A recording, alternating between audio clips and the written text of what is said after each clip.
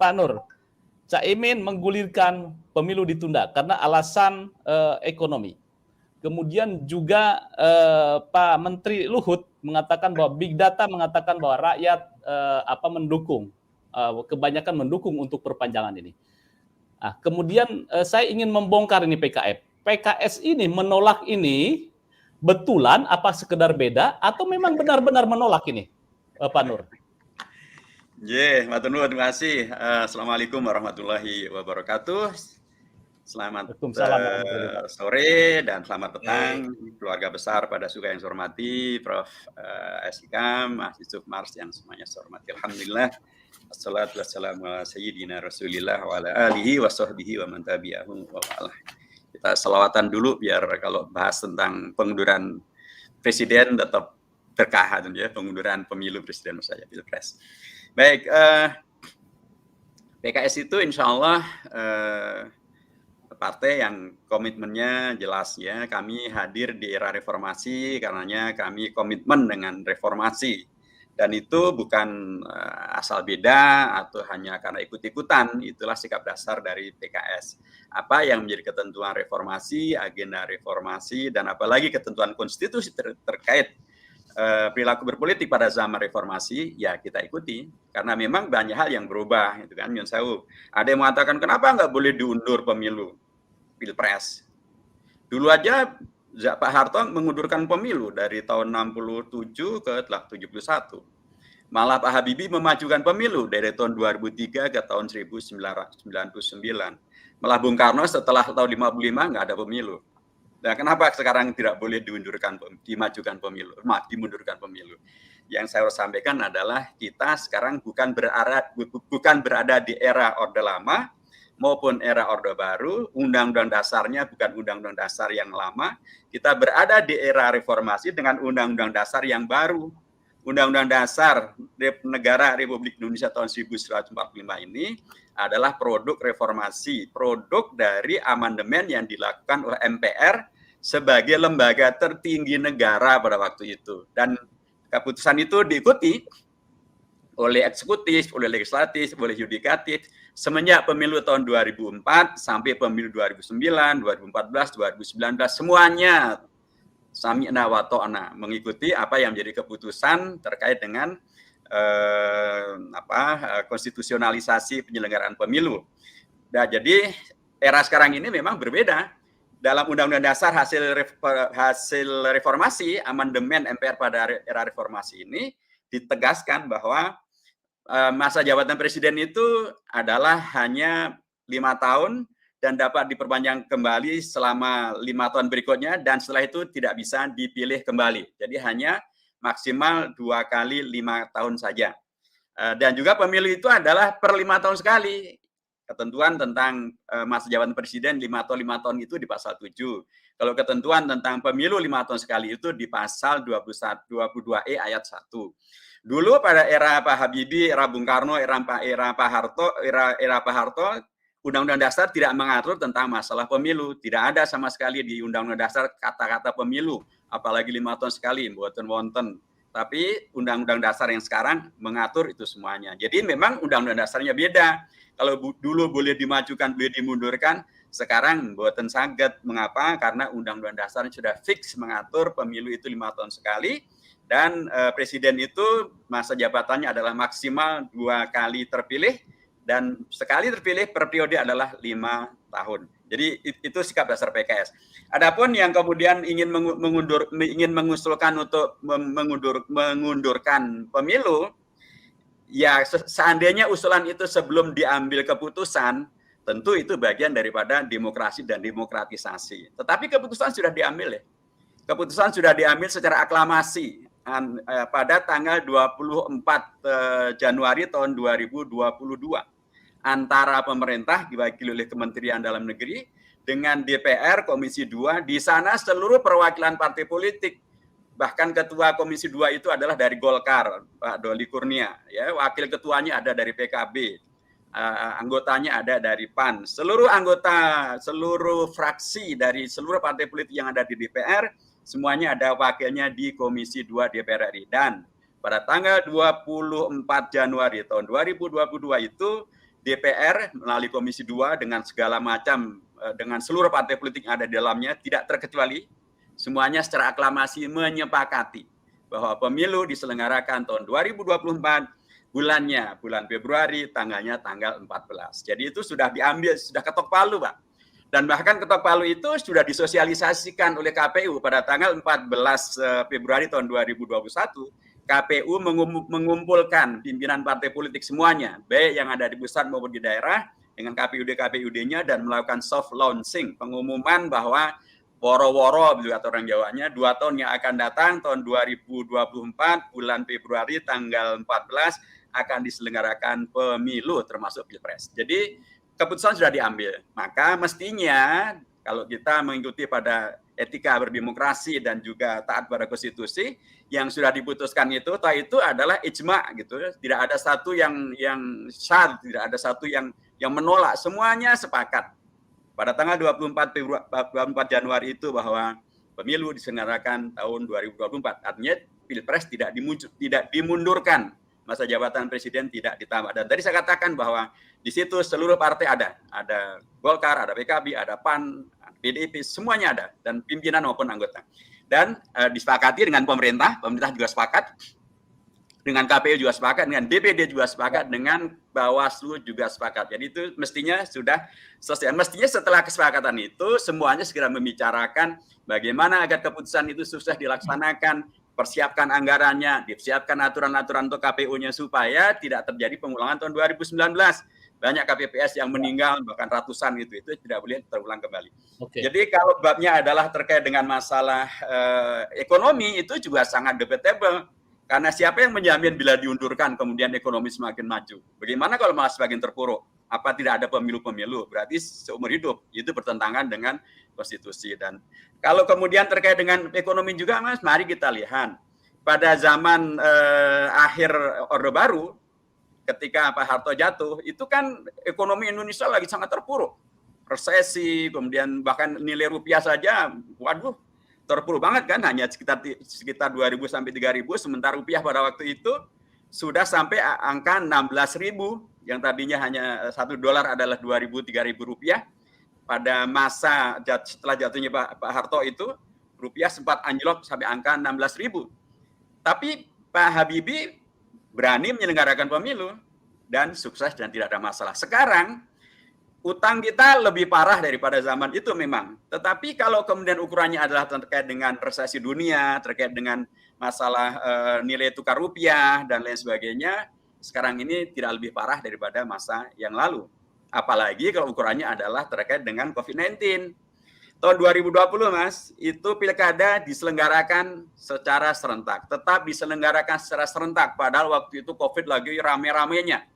Nah, sekarang ini kan COVID sudah mulai melandai, sudah mulai turun. Bahkan pemerintah sudah akan mempersiapkan yang disebut sebagai kebijakan dari pandemi ke endemi. Jadi sudah semakin menurun. Apalagi tahun 2024 semakin akan bangkitlah, sehingga kemudian alasan ini pun juga tidak rasional gitu ya, tidak masuk akal. Nah, kalau dikaitkan juga dengan masalah big data, itu lebih aneh lagi, karena ketika kemudian pertama kali yang menyampaikan big data ini kan Cak Imin ya, waktu itu masih angkanya 100 juta gitu. Setelah itu kemudian Pak Luhut, angkanya sudah naik 110 juta, jadi cepat sekali netesnya ini, dari 100 juta menjadi 110 juta. Tapi ketika kemudian ditantang untuk buka-bukaan, malah Pak Luhut mengatakan buat apa? Nah, jadi malah tidak berani buka-bukaan. Padahal faktanya begini, Mas. Waktu pemilu tahun 2019 itu, pemilih Pak Jokowi berapa sih? Itu sekitar 85 juta warga Indonesia. Itu pemilih beliau, Pak Jokowi Ma'ruf Amin, pada Pilpres 2019. Pada posisi beliau masih puncak-puncaknya disukai begitu. Nah, sekarang ini, masa ya dulu hanya 85 juta, sekarang menjadi 100 juta atau 110 juta? Itu pakai logika dari mana? Ya, belum lagi menurut para ahli sosial media, mereka mengatakan itu impossible, kata mereka, mustahil, karena percakapan di dunia maya yang kemudian bisa dirujuk ke big data itu, yang terbesar adalah justru tentang entertainment, tentang hal-hal yang tidak serius-serius terkait dengan politik, itu bisa 140 juta. Tetapi yang ngomongin tentang pilpres, tentang penundaan pilpres itu tidak lebih dari 10.000 akun saja. Dan itu paling banyak di Twitter. Dan Twitter itu di Indonesia paling banyak penggunanya hanyalah 18 juta saja. Nah itu big datanya dari mana? Itu semuanya tidak bisa dipertanggungjawabkan begitu ya. Dan apalagi yang terakhir, kalau yang lebih konkret sesungguhnya adalah lembaga-lembaga survei.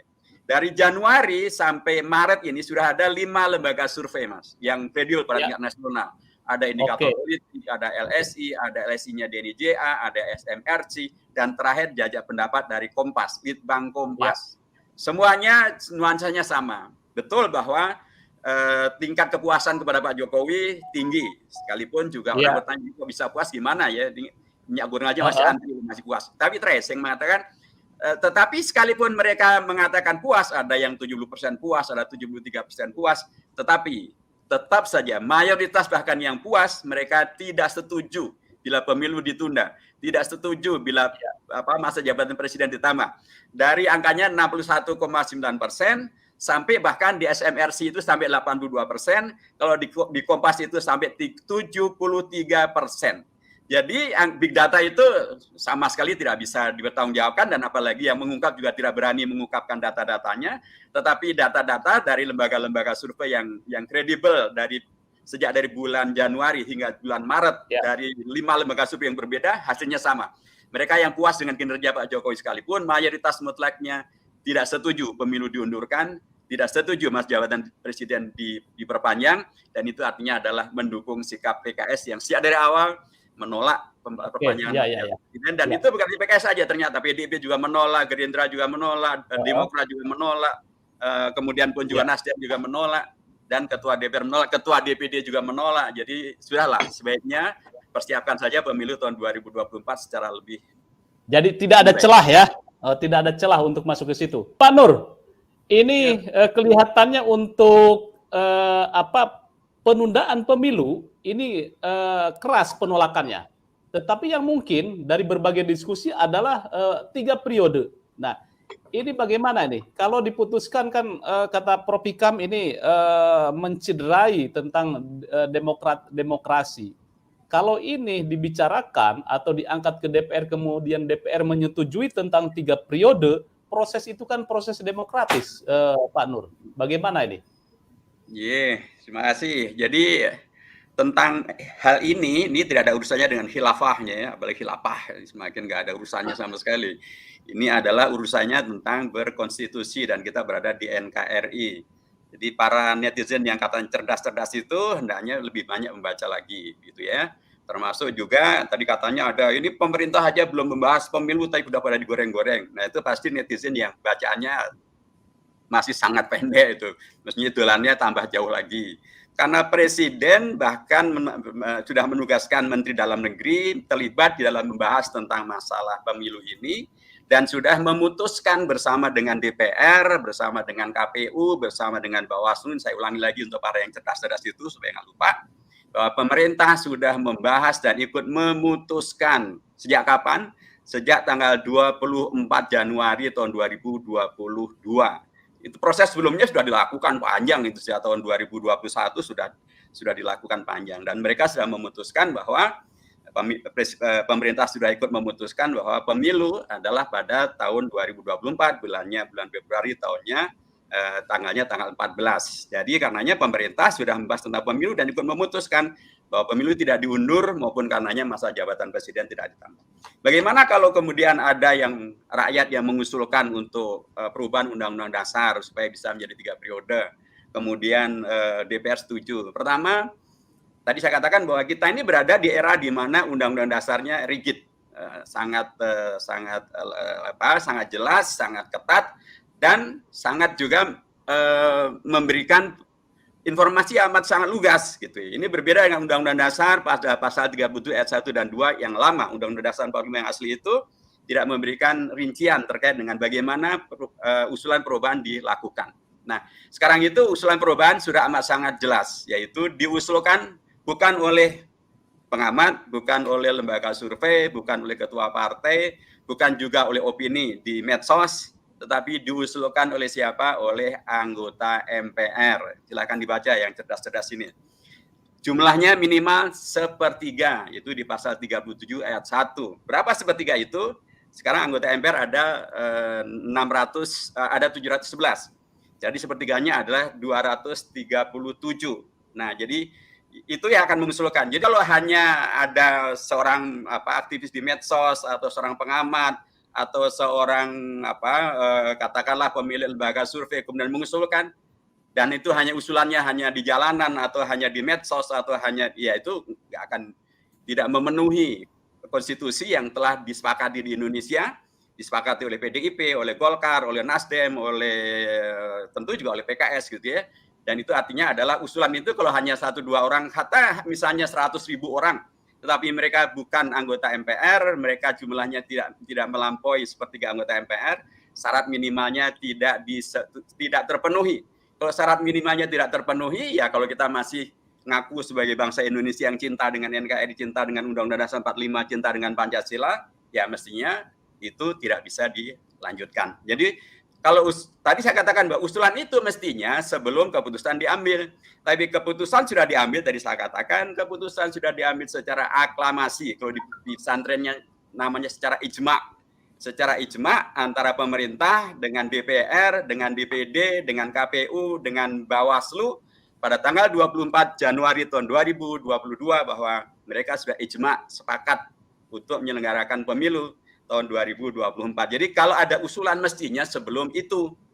Karena seluruh mekanisme ini juga sudah disampaikan secara terbuka, dan di situ bukan hanya PKS, di situ bahkan PDIP, bahkan ketua, tadi saya katakan ketua komisinya adalah dari Golkar. Jadi karenanya kalau ada yang mengusulkan, ya usulannya adalah usulan yang dengan sesungguhnya harus dirujukan kepada Undang-Undang Dasar, ya, dan juga dirujukan kepada etika. Tetapi sampai hari ini, Mas, saya di MPR dan saya harus tegaskan bahwa sampai hari ini belum ada satu pun anggota MPR, satu saja belum ada yang mengusulkan perubahan Undang-Undang Dasar baik untuk menunda pemilu atau memperpanjang masa jabatan presiden. Bahkan yang terjadi, Ketua DPD menyampaikan secara terbuka bahwa DPD tidak mendukung perubahan Undang-Undang Dasar untuk memperpanjang masa jabatan presiden atau untuk menunda pemilu. Itu Ketua DPD, baru pernyataan yang terakhir.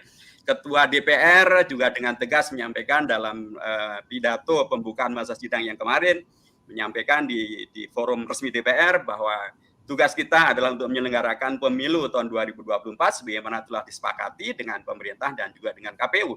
Jadi clear semuanya. Jadi kalau demokrasi ya ada jalannya gitu, karena nanti kalau demokrasi tidak pakai jalan konstitusi, maka khawatirnya akan berubah dari demokrasi menjadi demokrasi. Dan saya kira kita tidak menghendaki itu semuanya. Dan bangunan sekali lagi berbangsa bernegara kita sejak zaman kita mengenal tentang konstitusi, bangunannya tetap adalah merujuk kepada konstitusi. Ya, itulah yang terjadi sepanjang masa Orde Lama, masa Orde Baru, masa Reformasi, masa zaman Gus Dur, Bu Mega, Pak SBY, kemudian Pak Jokowi. Semuanya ingin menghadirkan konsistensi kepada merujuk kepada konstitusi.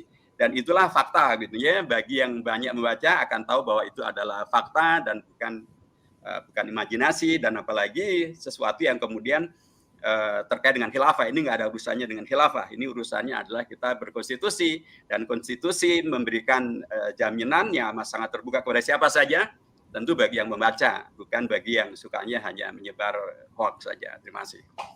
Ya, ini saya bacakan dulu dari ini netizen, dari Ahmad Mabruri. Panggung PKS ya begitu rame dulu, biar kelihatan paling hebat. Padahal nggak ada yang bahas dari pemerintah. Ini realitasnya ya, bagaimana? Bagaimana nggak ada yang bahas dari pemerintah? Kalau saja beliau suka baca koran, nonton TV, aktif di medsos dengan rasional gitu ya. Tadi saya sampaikan fakta yang paling nyata adalah bahwa pada tanggal 24 Januari 2022 pemerintah sudah memutuskan setelah membahas panjang bersama dengan DPR memutuskan untuk menyetujui penyelenggaraan pemilu. Jadi kalau ada yang aku cerdas tapi kemudian bilangnya pemerintah belum membahas, ya itu sama saja mencederai pernyataannya sendiri begitu. Oke, oke. Saya bacakan dari mail kita bahwa PKS harus konsisten menolak, jangan membohongi rakyat. Nah, itu kan banyak sekarang itu kok rakyat itu asumsinya, wah pura-pura menolak, pura-pura ini nanti ujung-ujungnya setuju, akur di DPR bahwa pemilu ditunda kemudian juga 3 periode. Ini bagaimana Pak Nur? Silakan. Bukan begitu PKS. PKS bukan yang pura-pura. PKS kalau sudah menyampaikan sikap, ya itulah sikap, gitu ya. Dan PKS tidak membohongi, itu bagian dari keyakinan politik PKS berdasarkan konstitusi, berdasarkan undang-undang, berdasarkan kepada komitmen kita untuk menghidupi reformasi dan tidak mengkhianati reformasi. Jadi insya Allah kami bukan tipe politik dan politisi dan atau partai politik yang semacam itu. Kami konsisten dan itu terbukti kok. Kita bukan kali ini saja PKS membuat penyikapan dan kemudian kita konsisten sekalipun sendirian. Nah tadi ada pertanyaan tentang PKS dan IKN kok beda penyikapannya dengan pemilu. PKS kan bagian dari DPR, IKN sudah diputuskan, kok PKS masih menolak. Nah lagi-lagi kalau penjenengan baca beritanya cukup detail, pasti akan tahu bahwa keputusan tentang IKN itu memang sejak di DPR ditolak oleh PKS. Itu diputuskan minus PKS menyetujui. PKS yang tidak setuju dengan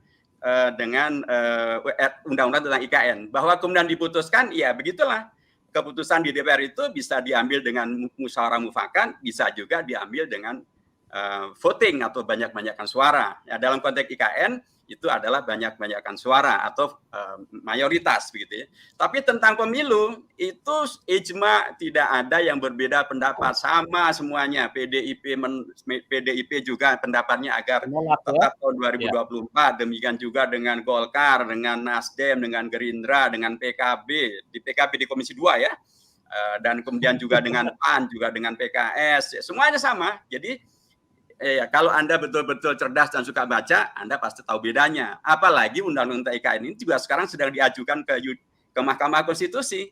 Tapi adakah satu orang pun yang mengadukan tentang kesepakatan pemilu tahun 2024 ke Mahkamah Konstitusi?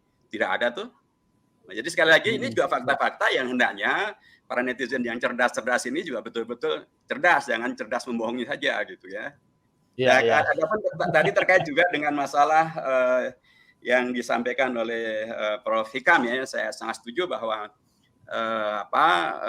etika tetap harus dipergunakan. Ini bukan karena maunya PKS, ini memang maunya konstitusi. Inilah keteladanan yang telah diwariskan oleh Bapak Bangsa, Bung Karno, Bung Hatta, kemudian Ki Haji Hasyim Asy'ari, Ki Bagus Hadikusumo, dan kemudian pada era reformasi juga begitu.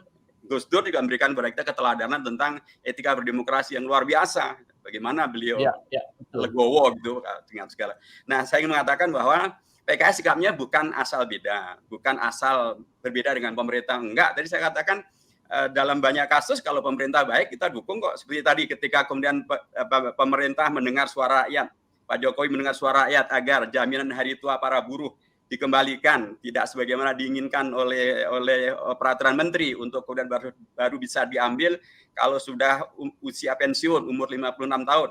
Kan kita juga mengkritisi, dan ketika kemudian Pak Jokowi memerintahkan untuk itu dikoreksi, dikembalikan dipermudah kembali kepada PP yang lama tahun 2015 agar para pekerja bisa mengambil jaminan hari tuanya tidak lama setelah dia misalnya terkena PHK atau pensiun.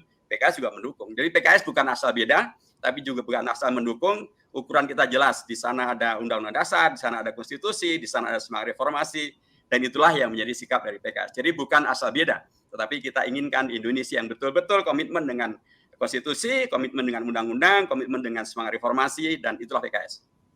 Oke, baik. Cukup jelas bahwa komitmen PKS tegas menolak penundaan pemilu dan juga 3 periode. Begitu ya, Pak Nur? Ya, karena konstitusi mengatakan demikian. Konstitusi mengatakan demikian, undang-undang juga mengatakan demikian, dan reformasi kita mengamatkan begitu.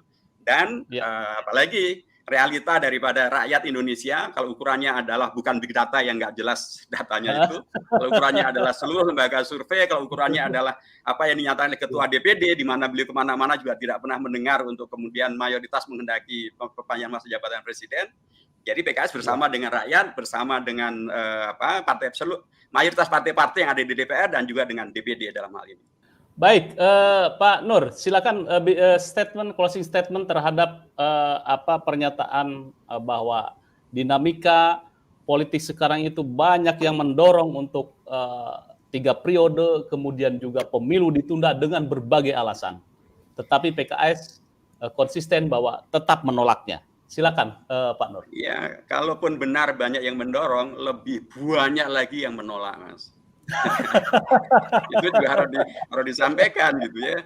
Yang mendorong itu sesungguhnya kalau ukurannya adalah partai politik, di DPR itu hanya 3 partai politik, ya kan? Sementara yang menolak itu di DPR nih ada 6 partai politik yang menolak. Banyak mana coba? 3 sama 6. Iya, oke. Belum lagi kalau ditambah dengan ketua DPD dan anggota DPD, itu sudah semakin banyak lagi.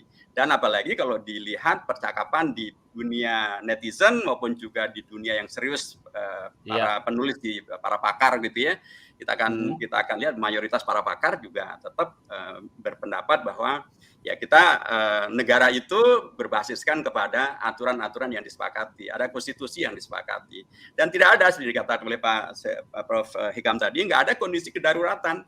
Bahkan bila itu dikaitkan dengan masalah pandemi misalnya, nggak ada loh negara yang mengundurkan pemilunya atau memperpanjang masa jabatan presiden karena pandemi. Misalnya Amerika Serikat, Donald Trump, ketika datalah masa pilpres, ya diselenggarakan sekalipun waktu itu COVID-19 lagi dahsyat-dahsyatnya. Iran, ketika terjadi COVID-19 yang dahsyat, mereka tetap menyelenggarakan pemilu, presidennya tetap terpilih. India juga begitu. Dan yang terakhir adalah Korea Selatan. Korea Selatan itu baru beberapa hari yang lalu menyelenggarakan pemilu, pilpres, padahal Omikron juga lagi dahsyat-dahsyatnya di sana. Jadi janganlah rakyat itu dinabobokkan dengan informasi-informasi yang sesungguhnya tidak cukup membantu untuk mendudukkan tentang konstitusionalisasi dan komitmen kita dengan reformasi. Dan sekali lagi, saya sepakat dengan para pimpinan-pimpinan partai gitu ya. Di situ ada Bu Mega, ada Surya Paloh, ada Pak Prabowo Subianto, ada AHY, ada Saifu dari PKS, ada dari P3, semuanya satu kata bahwa kita taat dengan konstitusi, dan karenanya konstitusi menegaskan pemilu adalah 5 tahun sekali, presiden masa jabatannya adalah 5 tahun maksimal 2 periode, dan rakyat punya kedaulatan. Kedaulatan rakyat itu adalah memilih sesuai dengan konstitusi yang ada, bukan konstitusi yang disimpangkan. Konstitusi yang ada jelas. Ya, dan karenanya sangat baik bila media sosial termasuk para aktivis juga menjadi bagian dari silahkan membaca, silahkan mengawasi, silahkan mengkritisi, itu adalah hak konstitusional Anda. Tapi hendaknya Anda tahu persis bedanya antara demokrasi dan demokrasi. Demokrasi basisnya adalah konstitusi, undang-undang, akal sehat, etika. Kalau demokrasi ya sak gelemnya betul dewe. Dan saya kira kita tidak berada dalam posisi itu. Baik. Saya bacakan dari Aziz Rohman. Saya masih meyakini PKS mampu konsisten dalam hal menolak perpanjangan periode masa jabatan presiden atau penundaan pemilu. Ya, ini kemudian juga terakhir saya bacakan dari Budiman Santana. Salut dan bagus dari narasumber menjawab dengan lugas dan tanpa emosi, walaupun memang pertanyaan-pertanyaan atau komentar-komentar netizen sangat pedas. Ya. Oke, terima kasih Prof. Hikam, terima kasih. Ya, pedas, pertanyaan-pertanyaan menyegarkan, Mas. Pertanyaan netizen menyegarkan gitu. Oke, baik. Ini ada juga dari terakhir, aku lebih percaya PKS daripada PKB. Waduh. Hati-hati tetap NU. Wah, ini. Dan Ketua Majelis Syuro PKS Habib loh. NU juga kan. Oke, baik.